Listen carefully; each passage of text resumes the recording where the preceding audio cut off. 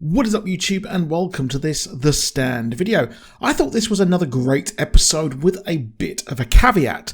While I have defended the non-linear story, to be honest, it is beginning to grate just a bit, as it is jarring trying to get invested in either the past or the current storyline in the present. This episode, while I enjoyed it, had some very interesting past storylines with Nick's origin, details on how Nadine met Randall, and Stu's trek across the US. However, as we move into the present storyline, things are being ramped up, and I really hope that the present isn't sacrificed for the past. And I am rewatching Lost, and to be honest, they really did nail the whole non-linear storyline thing better. Now, if you enjoyed the video, please do consider dropping a like down below and subscribing with notifications on if you want more from me.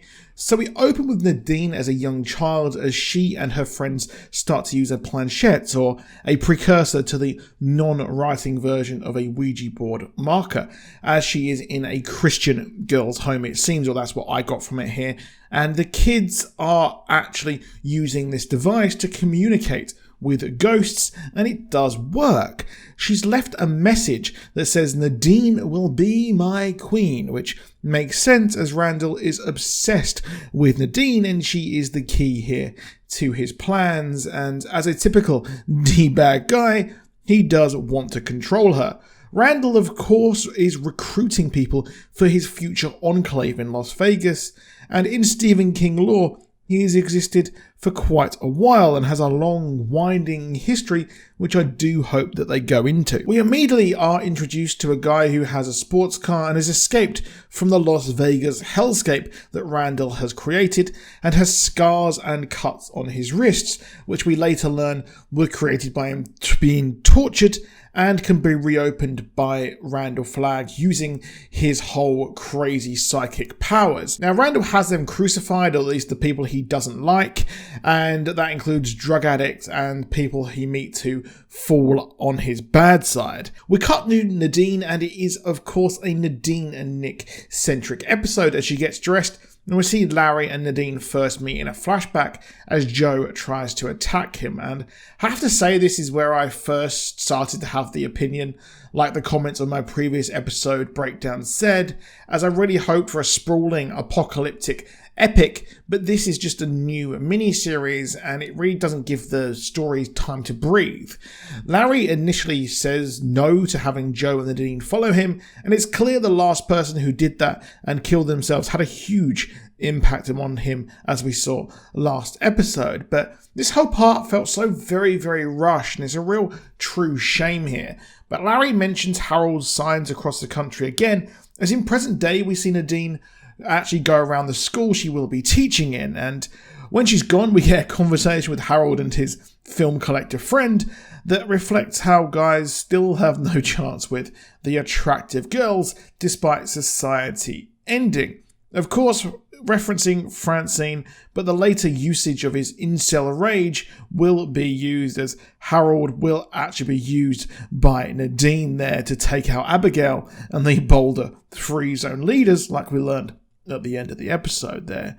Now, we see the early days of this rage as Franny seems to be hiding her pregnancy as Harold and her head towards the CDC in Atlanta while they meet Stu.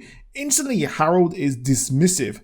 Of course, he thinks he's entitled to Francine as he's one of the only dudes alive, but Chadzilla Stu has wrecked his plans, and it's clear the hatred of Stu was from the off. Now, Stu suggests going to California and tries to put them off going to the CDC because, well, yeah, he knows what's happened there. Now, in present day, Fran is having a pregnancy scan, which is funny as it's far too clear and it's definitely not how a real scan happens, and the woman isn't even operating the machine there as the Las Vegas guy is brought in to be worked on. To be honest, there was far too much going on in this episode, as we have an introduction to Nick, who was a controversial casting, and I won't go into that, and how he lost his eye, but we saw him in this, and I did like the flashback, but like I said, it's just far too much. We see his eye being beaten out of him, and Nick is in hospital as he gets visited by Randall Flagg, offering to give him his speech and his hearing back.